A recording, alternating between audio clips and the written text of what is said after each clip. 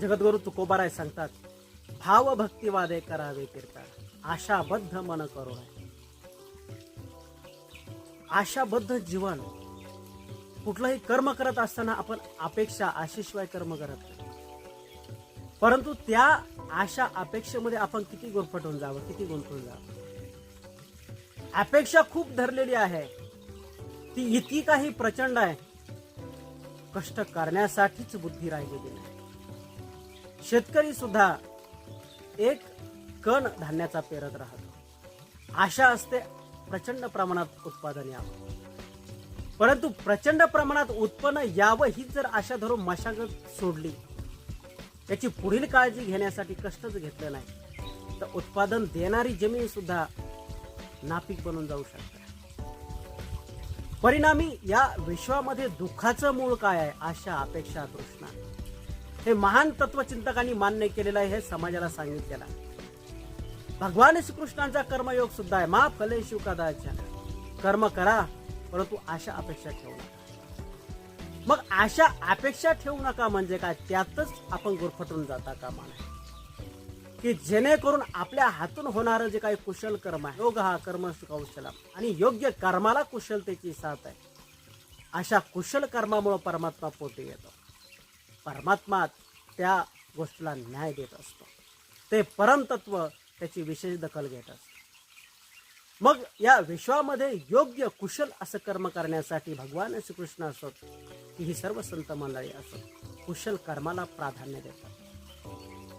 मग कीर्तन असो की शेती असो किंवा व्यापार व्यवसाय असो, उद्दिष्ट ठेवणं ईश्वर प्राप्ती असो किंवा भरघोस नफा असो, उत्पादन असो, उद्दिष्ट ठरवणं योग्य आहे. परंतु उद्दिष्टाभोवती जर आपण गुरफटून राहिलो तर प्रत्यक्ष कर्म करणं, त्याची अंमलबजावणी करणं, त्याकडे दुर्लक्ष होऊ शकतं. त्याच्याकडे दुर्लक्ष झाल्याच्या नंतर आपण कुठे चुकलो आहोत, त्या सगळ्यांचा आढावा घेण्यामध्ये आपण जर कमी पडलो, परिणामी आपण केलेल्या कर्मामध्ये, कर्म किती योग्य असू द्या, अतिवृष्टी, दुष्काळ, व्यापारातील चढाओढी, मार्केटमधली व्यवस्था, बाजारभाव, अनेक घटक या विश्वातले तुम्ही पिकवलेलं गुणवत्तापूर्ण आहे, परंतु तुमच्या गुणवत्तेची दखल त्या काळानुसार तो काळ कशा पद्धतीचा घेतो यावर सुद्धा तुमच्या केलेल्या कर्माची मूल्य, केलेल्या कर्माची दखल घेतली जाते. आणि मग त्या काळानुसार अपेक्षित मूल्य त्याला दिलं जातं. 20 रुपयांना मिळणारी एक मेथीची जुडी कधी कधी 5 रुपयांना 2 विकाव्या लागतात. तुम्ही पिकवलेलं दर्जेदार असतं, मशागत योग्य असतं, पण त्या वस्तूचं मूल्य तुमच्या हातात नसतं. मग या गोष्टीने आपण दुखून चालत नाही. मग आपण उत्पादन घेण्याचं टाळून चालत नाही. आपली आशा अपेक्षा खूप असतात, परंतु झालेल्या इतर गोष्टींमध्ये आपण हस्तक्षेप करू शकत नाही. त्या ठिकाणी आपलं जीवन हे अमर्यादित नसतं. आपल्या जीवनाला आलेल्या मर्यादामुळे तो प्रभाव जाणवत असतो. म्हणून तुकोबाराय सांगतात की हीच आशा अपेक्षा जशी व्यवसायामध्ये आहे तशीच परमार्थामध्ये सुद्धा आहे.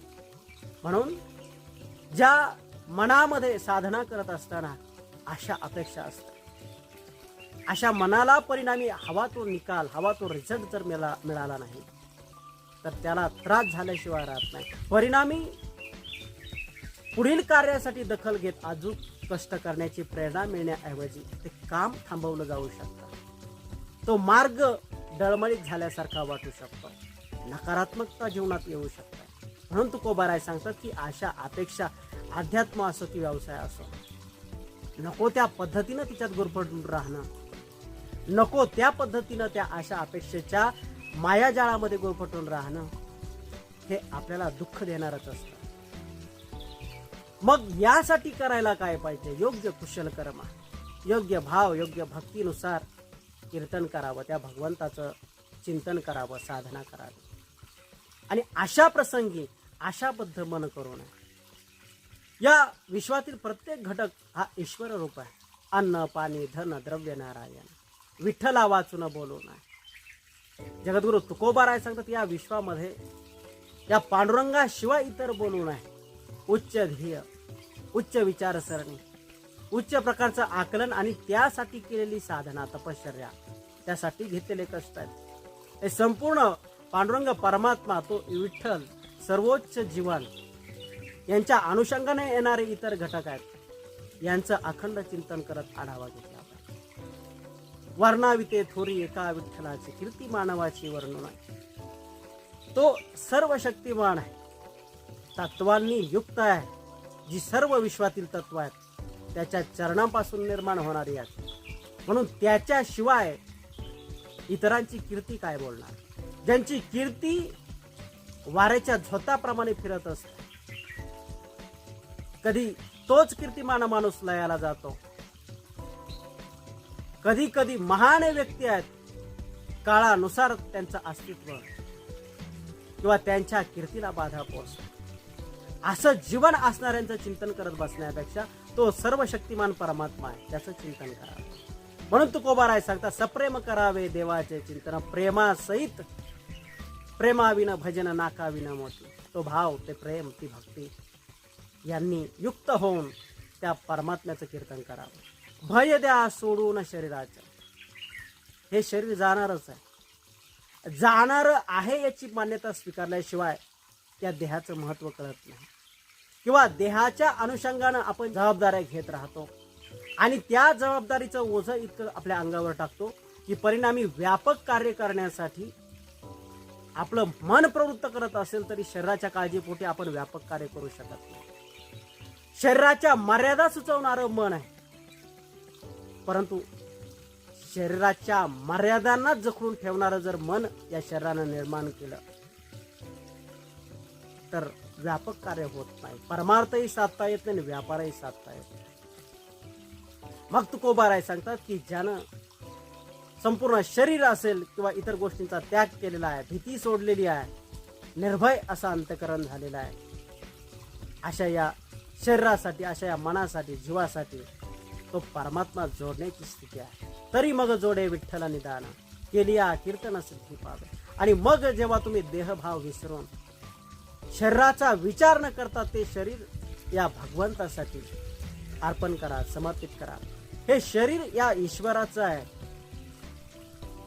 ते काळाबरोबर जाणार आहे, त्याच्या मर्यादा आहेत. हे सगळं जाणल्याच्या नंतर मनुष्य ज्या गोष्टीवर फोकस जास्तीत जास्त करतो ते म्हणजे योग्य जीवन जगण्याची गोष्ट. समस्यांपेक्षाही ध्येयाकडे माणूस जास्तीत जास्त फोकस करतो आणि परिणामी या शरीराचा एक उत्कृष्ट साधन म्हणून ध्येय प्राप्तीसाठी सदुपयोग केला जातो. ज्यांना या शरीराच्या मर्यादा समजलेल्या आहेत, तेव्हा ज्या गोष्टी समजलेल्या आहेत आणि मग त्या गोष्टींचा त्याग आणि स्वीकार केल्याच्या नंतर जेव्हा तुकोबाराय सांगतात की त्या परमात्म्याची प्राप्ती झाल्याशिवाय राहत नाही. त्याची प्राप्ती, त्याचा प्राप्तीचा हेतू सिद्ध झाल्याशिवाय राहत नाही, तो होतोच. मग या विश्वामध्ये जी काही खटाटोप आहे, आजही जगामध्ये जागतिक लेव्हलवर श्रीमंत व्यक्ती आहेत, कितीही पैसा कमवला तरी अधिकाधिक संपत्ती प्राप्त करण्यासाठी ते कार्यरत असतात. परिणामी पैशाच्या क्षेत्रात सुद्धा ते जगात श्रीमंत असले तरी अजून किती पैसा कमवावा म्हणजे आपल्याला थांबवावं लागेल. तो पैशांच्या सर्वोच्चतेचा फुलस्टॉप त्यांना माहिती नसतो, ते थांबत नाहीत. परिणामी त्यांचा अंतकाळ झाल्यानंतर सुद्धा या संपत्तीमुळे किती कमवायला हवी, कमतरता उणीवच राहते.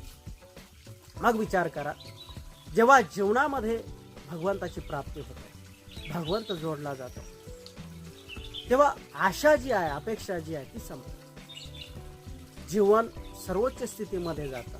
यासाठी तुकोबाराय सांगतात, देव जोडिलिया तया काय उणे, तुका म्हणे मन धीट करा. तुकोबाराय सांगतात, जर साक्षात परब्रह्म, साक्षात ईश्वर तुमच्याशी एकरूप झालेला आहे, तुम्ही त्याच्याशी एकरूप झालेला आहात, मग तुमच्या जीवनामध्ये कमतरता राहिली कोणती. रामकृष्ण हरी.